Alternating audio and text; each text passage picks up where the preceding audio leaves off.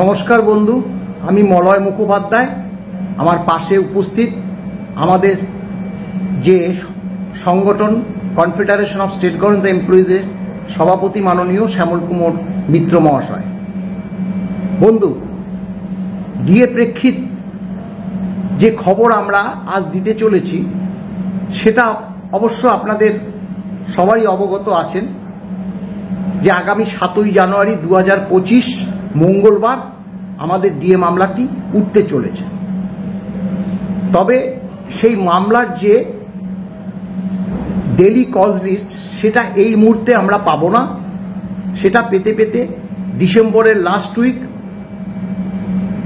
অবশ্যই না হলে জানুয়ারির 2 তারিখে, কারণ 1 জানুয়ারি পর্যন্ত 24শে ডিসেম্বর থেকে 1 জানুয়ারি পর্যন্ত কোর্ট বন্ধ, 2 তারিখ খুলবে এবং 7 তারিখ আমাদের মামলাটা, 2 তারিখ অবশ্যই পাব।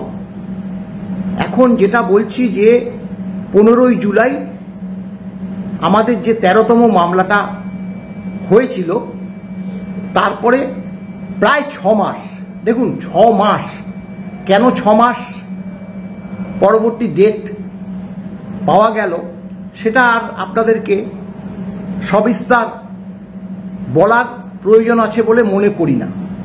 কারণ মামলাটা দীর্ঘ থেকে দীর্ঘতর কেন করছে সেটা অনেকে অনেক রকম ভাবেই বিচার বিশ্লেষণ করছে, তা আমরা আর সেই ব্যাপারে বিস্তারিত কিছু বলতে চাই না।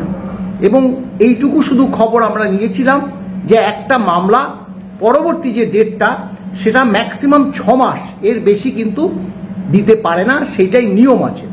এবং সেক্ষেত্রে দেখুন 6 মাস হয়ে যেত 15ই জানুয়ারি 2025, ঠিক তার 7 দিন আগে আমাদের মামলাটা ফেলেছে। যাই হোক, এবার আমরা আশা করছি যে মামলাটা ওই দিন উঠবে। মাননীয় বিচারপতি ঋষিকেশ রায় আর SVN ভাট্টি, মাননীয় বিচারপতি SVN ভাট্টির এজলাসে মামলাটা উঠতে চলেছে। এখন আমাদের এবার অনেক রকমভাবেই আশা করছি, তবুও না চাইলে বিশ্বাস নেই, এ কথাটা আগে থেকেই বলে রাখছি যে 7ই জানুয়ারি 2025 মামলাটি অন্তত শুনানি হবে বলেই আশা করছি। প্রথমত হচ্ছে নন মিসলেনিয়াস হিসাবে মামলাটি আছে। দ্বিতীয়ত, মামলাটির পরিপ্রেক্ষিত যেটা একটা নোটিফিকেশন বেরিয়েছে, সেটা এর আগেও আমি বলেছি যে এবার আর সরকারি যে অ্যাডভোকেট তিনি ঢুকে বলবেন যে মামলাটা এক্সটেন্সিভ হিয়ারিং চাই বা রিকোয়ার হিয়ারিং অ্যাট লেন্থ, একই ব্যাপার, যে লেন্দি হিয়ারিং হবে সেখানে পরবর্তী ডেট দিন, সেটা আর এবার ওই যে নোটিফিকেশন যে প্রকাশ পেয়েছে তাতে বলেছে নয় হার্ড কপি দিয়ে জানাতে হবে, আর না হলে মেলে জানাতে হবে যে মামলাটা পরবর্তীকালে কবে শুনতে চায়, সেটা কোর্ট পরবর্তী ক্ষেত্রে বিচার বিশ্লেষণ করবে। তাই মামলাটা শুনতে হবে। মামলাটা শোনার পর জাজদ্বয় যে পরবর্তী ডেট দেবে সেটাই হবে। সেই ডেটের পরিপ্রেক্ষিতে যদি তারা মনে করে যে এই ডেটে আমরা আসতে পারবো না বা শুনতে পারবো না, পরবর্তী ডেটের জন্য সেটা ওই মেলের মাধ্যমে জানতে হবে। এবার দেখুন 13টা মামলা আমরা এই সুপ্রিম কোর্টে বিচারাধীন ছিল, কিন্তু মামলাটা হয়নি। সেটা তো আপনারা সবাই জানেন কেন হয়নি। আমরা প্রত্যেকবারই কর্মচারী সমাজকে সবই বলে যাই। এবার 14তম মামলা হচ্ছে। অনেকে বলছে অমুক অ্যাডভোকেটকে করুন, অনেকে বলছে অমুককে নিন, এই মামলা যাদের দ্বারা আপনারা করছেন তারা কিছু করতে পারবে না। দেখুন, ব্যাপারটা সেটা না। এখন মামলাটা হচ্ছে সরকার নিয়ে গেছে। সরকারের বক্তব্য শোনার পরেই আমাদের বক্তব্য শুনবে। আমাদের বক্তব্য তো শুনছেই না, আমাদের বক্তব্য জাজদ্বয় শুনছেই না। জাজদ্বয় সরকারি বক্তব্য শোনার পর আমাদের বক্তব্য শুনবে, সেক্ষেত্রে একদিনেও হতে পারে, 2 দিনেও হতে পারে, বা 3টে শুনানিও হতে পারে, সেটা এই মুহূর্তে আমরা বলতে পারবো না। কিন্তু আমাদের মামলা যেভাবে হচ্ছিল, আমাদের মামলা যে আইনজীবীরা মামলা চালাচ্ছিল তারাই চালাবে, আমরা আর পরিবর্তন আমরা করব না, করার মতো আমাদের ক্ষমতাও নেই। এবং যারা এতদিন মামলাটা চলে আসলো তাদেরকে বাদ দিয়ে আমরা অন্য কোনো আইনজীবীকে আমরা সেখানে নিয়োগ করব না। আর যে পরিস্থিতিতে আমরা আবারও আপনাদের কাছে এসেছি সেটা হচ্ছে খরচপাতি হিসাবে আমাদের তো প্রচুর খরচ হয়ে যাচ্ছে, সেটা আপনারা নিশ্চয়ই জানেন। সেই প্রেক্ষিতটাও আমাদের যে প্রেসিডেন্ট আছে সেটা বিস্তারিতভাবে বলবে, আপনারা একটু তার মুখ থেকে এই আমাদের যে অর্থনৈতিক দুরবস্থাটা সেটা একটু মন দিয়ে শুনবেন। নমস্কার। নমস্কার প্রিয় কর্মচারী বন্ধুরা, আগামী 7ই জানুয়ারি 2025 মাননীয় বিচারপতি ঋষিকেশ রায় এবং মাননীয় বিচারপতি SBN ভাট্টির এজলাসে ডিভিশন বেঞ্চে মামলাটি উঠতে চলেছে। এখন দীর্ঘ 9 বছর ধরে এই মামলা চলছে 2016 সাল থেকে। আমরা প্রথম 5 বছর 2016 সাল থেকে নিজেদের সংগঠনের সামর্থ্যে মামলা চালিয়েছি। তারপরে আমরা আর পারিনি। আমরা কর্মচারী বন্ধুদের কাছে আবেদন রেখেছি যে আপনারা অর্থ সাহায্য করুন মামলাটা চালানোর জন্য, এবং এতদিন পর্যন্ত আপনাদেরই আর্থিক সহায়তায় এই মামলা আমরা চালিয়ে নিয়ে যেতে পেরেছি।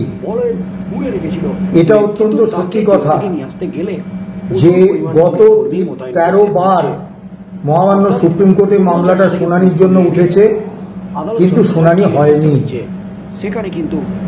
সুপ্রিম কোর্ট এর আগে একাধিকবার বলেছেন যে জাস্টিস ডিলেড, জাস্টিস ডিনাইড। আমাদের ক্ষেত্রে কিন্তু এই বিষয়টাই কার্যকর হচ্ছে। সরকার পক্ষ, রাজ্য সরকার চাইছেন যে কোনো ভাবে হোক মামলাটাকে আরো বিলম্বিত করা, কারণ তারা জানেন, তাদের আইনি উপদেষ্টারা খুব ভালোভাবেই সরকারকে বুঝিয়েছেন যে 2018 সালের 31শে আগস্ট যে রায় হয়েছিল কলকাতা হাইকোর্টের, DA is a legally enforceable right of the employees, তার বিরুদ্ধে কোনো উচ্চতর আদালতে কোনো আবেদন রাজ্য সরকার করেননি। শুধু তাই নয়, সেই রায়ের উপরে একাধিক রিভিউ পিটিশন করে সরকার সেই রায়কে মান্যতা দিয়েছেন। অর্থাৎ 2018 সালের ওই রায় আর পরিবর্তন করার কোনো আইনি সুযোগ নেই।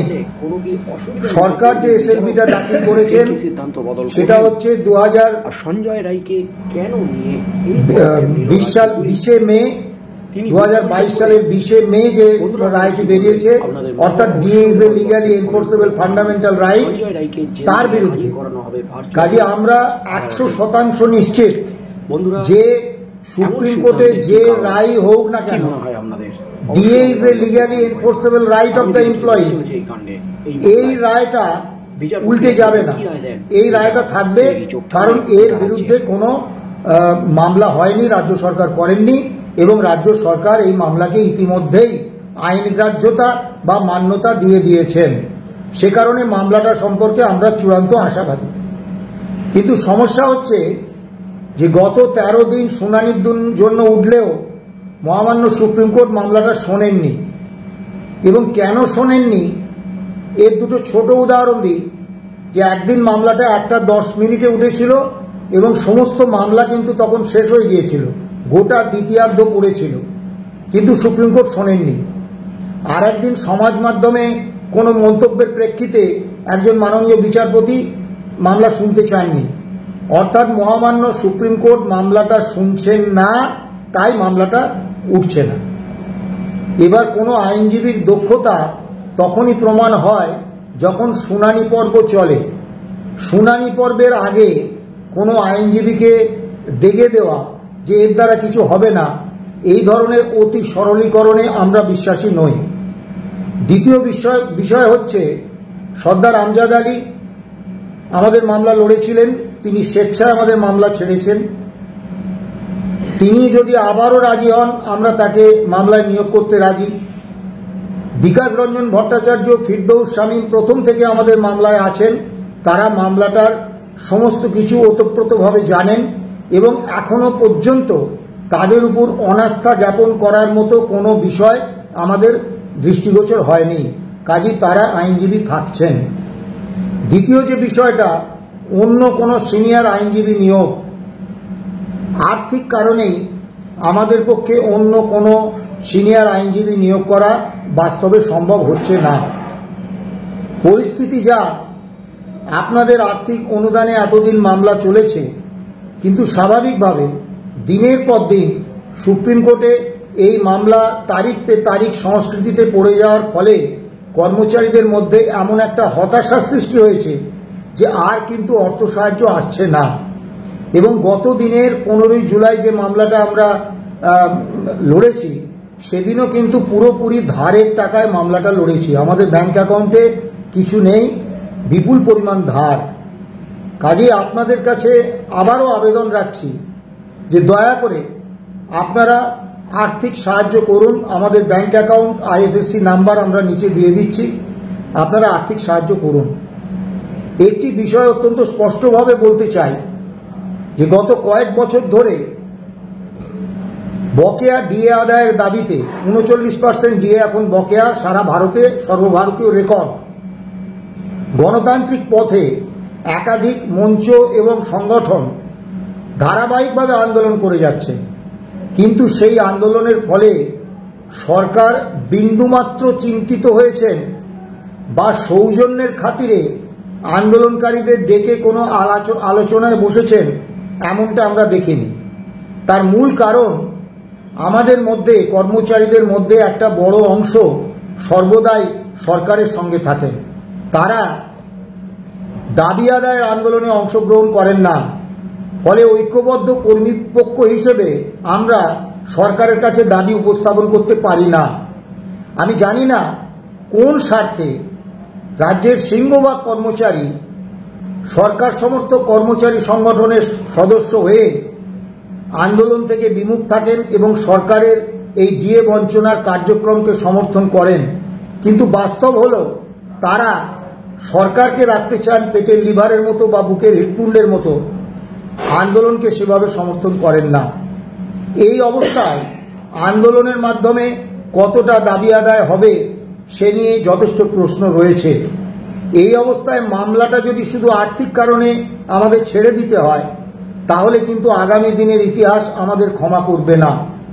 কারণ এখন আমরা যা বুঝতে পারছি যে এই মামলার 2018 সালের ওই রায়, DA is a legally enforceable right of the employees, এটা যদি প্রতিষ্ঠিত করা না যায় তাহলে কোনোভাবেই সরকারকে আগামী দিনে ডিএ দিতে বাধ্য করা যাবে না। আপনারা জানেন 2019-এর রোপাতে ডিএর কোনো উল্লেখ নেই এবং আমরা তার বিরুদ্ধে কোনো মামলা করতে পারিনি, কারণ এই একই ইস্যুতে একই সংগঠন দ্বিতীয় মামলা করতে পারে না। কিন্তু অন্য কোনো সংগঠনও এই রোপা 2019-এ ডিএর অন্তর্ভুক্তির দাবিতে কোনো মামলা করেননি। কেন করেননি তারাই ভালো বুঝতে পারবেন। অর্থাৎ আন্দোলনের মাধ্যমে দাবি আদায়ের প্রতি পূর্ণ সমর্থন এবং শ্রদ্ধা জানিয়েও আমাদের আশঙ্কা যে আন্দোলনের মাধ্যমে খুব বেশি কিছু এই মুহূর্তে হচ্ছে না, কাজেই মামলার প্রতি আমাদের যথেষ্ট গুরুত্ব দিতে হবে। এই জায়গা থেকে আমরা আপনাদের প্রত্যেকের কাছে আবেদন রাখছি, আপনারা যথা সাহায্য আর্থিক সাহায্য করুন যাতে আগামী দিনে মামলাটা আমরা চালিয়ে যেতে পারি। আপনারা যদি প্রতিশ্রুতি চান, আমরা এই প্রতিশ্রুতি দিতে পারি না যে আগামী 7ই জানুয়ারি মামলার ফয়সালা হয়ে যাবে।